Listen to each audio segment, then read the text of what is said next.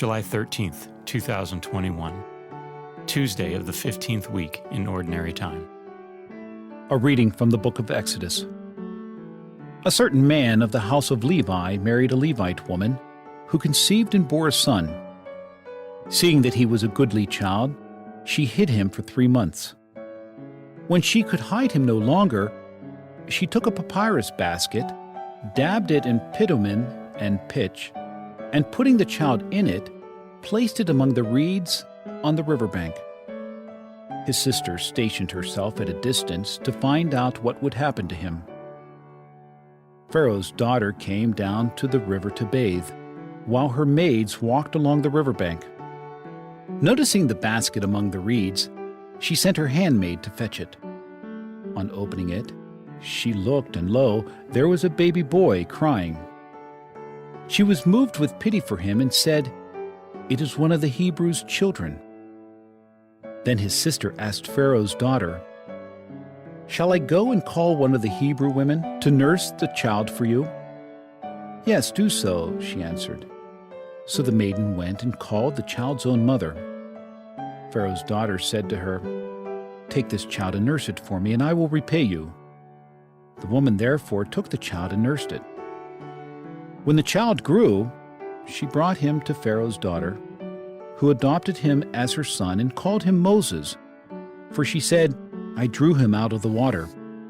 On one occasion, after Moses had grown up, when he visited his kinsmen and witnessed their forced labor, he saw an Egyptian striking a Hebrew, one of his own kinsmen. Looking about and seeing no one, he slew the Egyptian and hid him in the sand. The next day he went out again, and now 2 Hebrews were fighting. So he asked the culprit, "Why are you striking your fellow Hebrew?" But the culprit replied, "Who has appointed you ruler and judge over us? Are you thinking of killing me as you killed the Egyptian?" Then Moses became afraid and thought, "The affair must certainly be known." Pharaoh too heard of the affair and sought to put Moses to death. But Moses fled from him and stayed in the land of Midian. The word of the Lord. The responsorial psalm. The response is, "Turn to the Lord in your need, and you will live." I am sunk in the abysmal swamp, where there is no foothold, and I have reached the watery depths. The flood overwhelms me.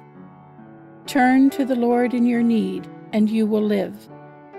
But I pray to you, O Lord, for the time of your favor, O God. In your great kindness, answer me with your constant help. Turn to the Lord in your need, and you will live. But I am afflicted and in pain. Let your saving help, O God, protect me. I will praise the name of God in song, and I will glorify him with thanksgiving. Turn to the Lord in your need, and you will live. See, you lowly ones, and be glad. You who seek God, may your hearts revive. For the Lord hears the poor, and his own who are in bonds he spurns not.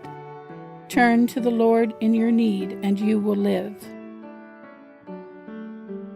A reading from the Holy Gospel according to Matthew. Jesus began to reproach the towns where most of his mighty deeds had been done, since they had not repented. "Woe to you, Chorazin! Woe to you, Bethsaida!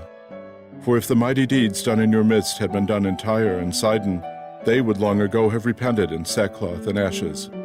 But I tell you, it will be more tolerable for Tyre and Sidon on the day of judgment than for you.